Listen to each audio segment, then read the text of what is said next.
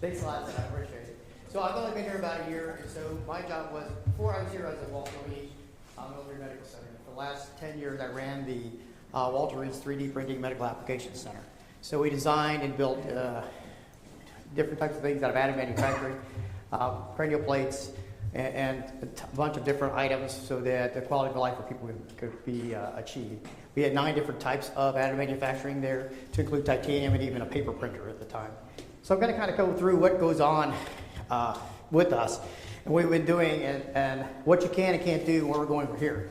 So I came to Louisville because I was looking for an environment where there was a really robust additive manufacturing group, which we have here with Dr. Starr and Dr. Gournay. And then it just so happened that Ed Tackett got here, and I knew him before, which was great for me. And then Sudhar got here, so it was kind of a mesh of all the right people at the right time. I was looking for an environment where we could be more closely related to the engineers, because I see those guys. There's a big design issue with a lot of things we're doing. There's also some materials issues. And the application of additive manufacturing is very, very, very apropos or useful for reconstruction, which is what I do in general. So you can go to the next picture. Just to give you an idea, we were doing RCAM. We had an RCAM machine at Walter Reed, and we developed all of our own implants that way. We also did a lot of parts from the RCAM machine for people that have prosthetic devices as well. The other big thing is also in medical modeling, and you can see a lot of moving in medical modeling, where we take images from medical images such as CAT scans, MRIs, ultrasound, and we're able to take those images and then be able to describe the part that we're looking for and be able to kind of build a part for that or use it as a template. So it's a little bit different than just building it directly. We're actually building it to something. So that's kind of the direction that we're moving in. Go to the next one. So just to kind of go, these are the areas that we're seeing a lot of 3D printing already showing up in. Orthopedics is very, very interested in it. And Walter Reed, once we started doing models for them at the time of surgeries, they wouldn't do any more orthopedic surgery without models. If anybody knows anything about orthopedic surgery, in some of the bigger cases, you're looking at a hole about this big around, so you really don't see the whole thing. When you'd be able to build it into a complete model, it changes things for them so that they can actually see where they're at and gives them some kind of idea where exactly they are in respect to everything else. Because you can't get lost looking through a small little hole. Once that was done, they found out that all their surgeries went much better. Neurosurgery was the biggest probably user we had because they were interested in the cranial plates. The cranial plates developed so well for us that we no longer, just to give you a background first, and we started that way, it's the easiest way to start. Cranial plates are probably the part that really made 3D printing run for the military. In the past, if I had to make a cranial plate, which is what I would have to do as a maxillofacial prosthodontist, I would actually bring a patient in, shave his head, kind of feel around where I thought the defect was, and then I'd draw a line around that, and I'd make an impression on top of that, and then I'd make a wax pattern with a grid, x-ray it, bring it back, make sure I was happy with it, make a mold, make 2 or 3, go to the OR, spend all day trying to get it to fit. That's basically how it worked. That probably took about 2 weeks, and the patient had to be ambulatory, which means they had to be able to come to me to make an impression. We went to 3D printing. Just printing the skull alone meant that A, I didn't have to see the patient at all. B, I didn't have to do any of those other processes that were involved, and my time got shut down to like 3 days. Once we went to titanium, when we could build directly, it went from the 3 days to 2 days. So we could actually get a part out within the next day if we needed to do it that fast. So it really changed the way we did it. It also changed the way the neurosurgeons looked at things. So instead of making smaller holes, they were allowed to make large defects, which allowed the brain to swell more, which means they did better. So they could come back and they could have to do that. The other thing they didn't do any longer, which they used to do, was just take the part that was left and put it in their gut to save for later to put back in. They no longer do that anymore because of the fact that we can actually print all these things much faster, much better, and they fit a lot better. So maxillofacial prosthetics is where I'm at. It works really well for me. I don't even moulage patients anymore because of the fact that I can take a digital picture. I can then transport that over. I can use design and digital design, and then I can print either a mold. Right now a mold, not a prosthesis, because we don't have a good printer for silicone or a silicone-like material. So until we can do that, we can do it directly, we can still do it indirectly. Again, it's cut my time down from a week to a day to actually get that design done and to get the part printed. Dentistry, dentists in general are early adopters. So if you want to sell anything to anybody, you can sell it to a dentist because we like gadgets. We've been in this for a while with implant guides and things. Now you'll see a lot of systems are out there now where you can purchase online an implant surgery program that allows you to get a file out that you can print in your office. And now there's getting printers now that we can see that are $3,000, $4,000 that actually work in the office. They give them that they can print directly in their office, make their surgical guides. But on the other hand, we can also do those for guides for orthodontic surgery, for orthopedic surgery, guides that allow you to move bone in places. There's a lot of ways to build things, and we do that a lot in dentistry. Rehabilitation, this is where it's been a big deal for us with Walter Reed. We could build pretty much anything we wanted because we had freedom to design. So freedom to design allows you to be more creative and be able to build things kind of relatively quickly. So, and I'll show you a couple of those kind of things that we did with those. Simulation models, again, how do you simulate things? With the materials we have, some give good rebound so we can actually see an ultrasound, so we can actually do simulations with that. There's ways of being able to build that parts together. You can build them relatively quickly. They're unique. You can change them for one-offs and uniquely change the situation without having to go through a whole process. So there's a whole big, huge area for simulation modeling. Biofabrication is big, and I'll talk a little bit more about that. We're making a big move here at Louisville. There's a couple of things that are coming up, which will be great for if you're entrepreneurial in spirit. And pharmaceuticals. Now there's actually a drug that has been FDA approved that's actually 3D printed. So this kind of gives you an area we're all in. And these are all areas in which need work. So they're all not there. They all need work. Image capture, file conversion. File conversion is a big problem. In dentistry and medicine, because of the fact that I use a DICOM file, when I get the STL is huge. So I really have to reduce to get it down. I also can't pick a lot of different things out of it, so that file needs to be somehow addressed. The medical models, we make medical models for a lot of different reasons. Mostly if you can actually print what you see on the radiograph, it's great for a patient. It's much easier to hold something in your hand and show them than to show them on an x-ray and expect them to be able to figure out what you're talking about. You guys ever had to do that before? The doctor kind of pulled the CT scan up and try to explain to you and you're going, yeah, right. Even when they get that 3D model, which is actually a 2D that turns, you kind of go, well, kind of. But if you held the model in your hand and saw it, it makes a big difference to you or the patient. Designs of medical devices, we got a long way to go. There tends to be in medicine, I was taught that way, so that's the way it's done. There's also a lot taught in medicine that says this is the material you use because the vendor says this is the material you use, and he's got tons of information on it. But there are no studies that tell you that one's better than another. So materials is a wide open range as well. Okay? Go ahead and switch again. Basically, this is what I'm trying to do. So I'm a maxillofacial prosthodontist, so I'm more involved with head and neck reconstructions.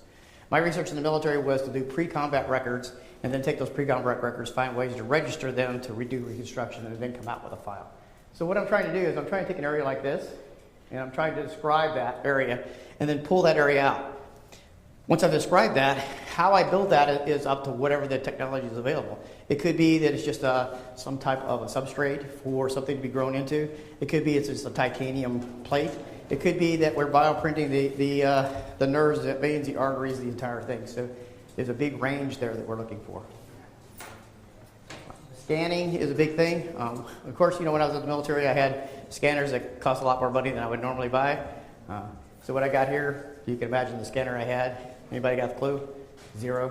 And how much money do we normally get? None. So I figured, hey, try cheap. So I tried the iSense. This is actually from an iSense, which is a $350 scanner. Actually, it works fine. It doesn't, for what I'm using it for, it's perfect.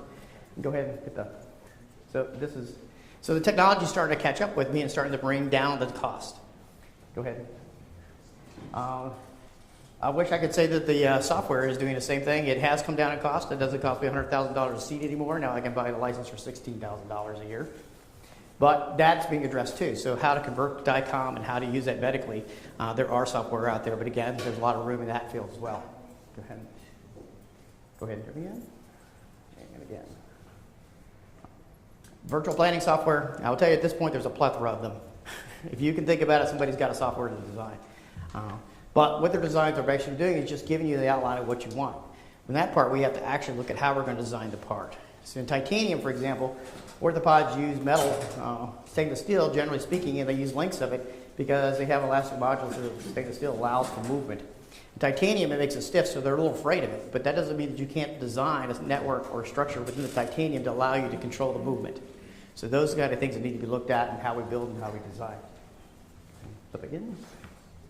This is an idea of cranial plates. You notice up here they're all three different. Again, it comes back to design again. When you bring a bunch of physicians and put them in a room and ask them, how would you design something? You get interesting answers. The nice thing about being in the military, I outrank most of the neurosurgeons because I'm actually able to get them in the room, which is hard to do. When I asked them on a cranial plate, what exactly do you want? How do you want me to design this and what do you want me to do? The answer I got was, I just want to reestablish the cranial vault. Well, that's kind of the duh answer, okay? The real question is what do you want it to look like? Do you want the tissue to stick to it? You don't want the tissue to stick to it? Do you want to be able to get back into it? How do you want to attach it? How do you want it to seat? How do you want it now? Lots and lots and lots of questions. And if any of you guys have small children, when you try to lecture them, you know, you've seen the lights kind of go out in their eyes as you're talking. You get the same kind of, because it's overwhelming. I mean, now I'm telling you I can do whatever you want. And they're looking at me like, well, I don't know what I want. Well, that's the problem. Okay, so that's part of the problem with medicine is they don't know what they want. So a lot of research has to be dwelled in what do you want? So go ahead.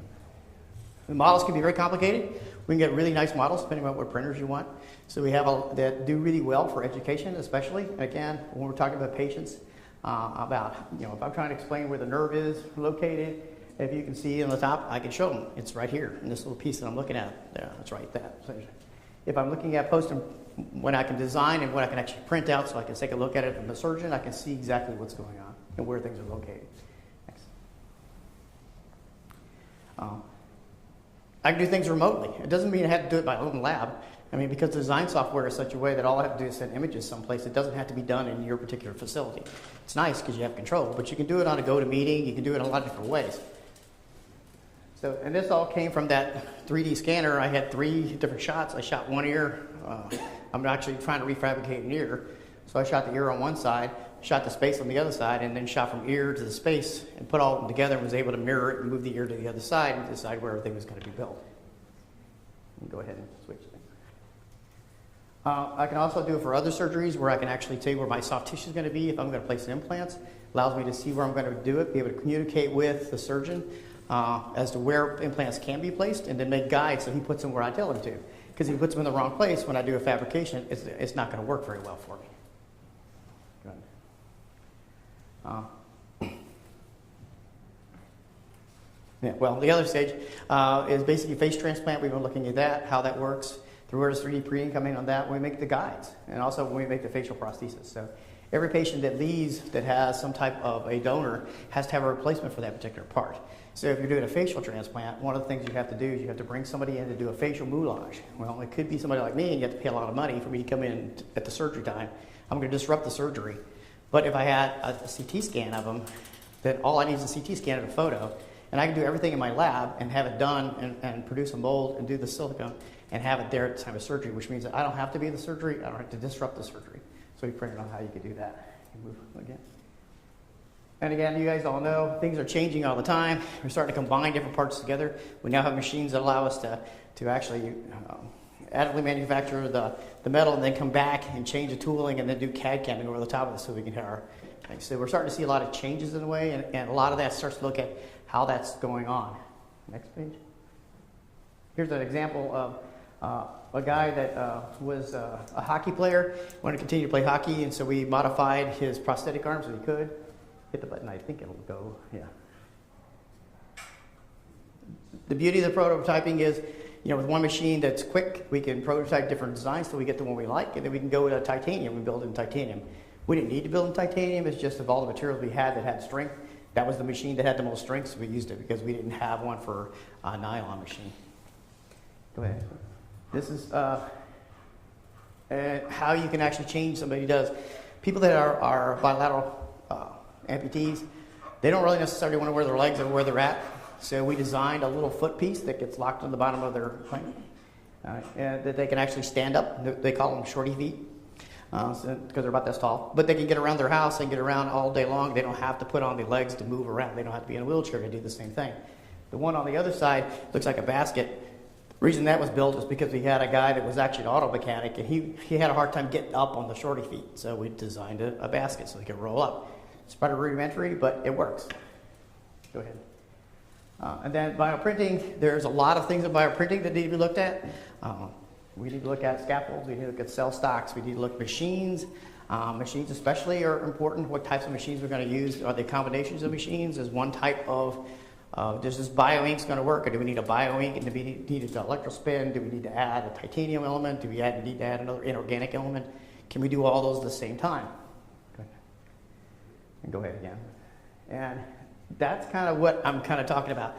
So at Louisville, we're getting ready to put in a virtual lab for craniofacial.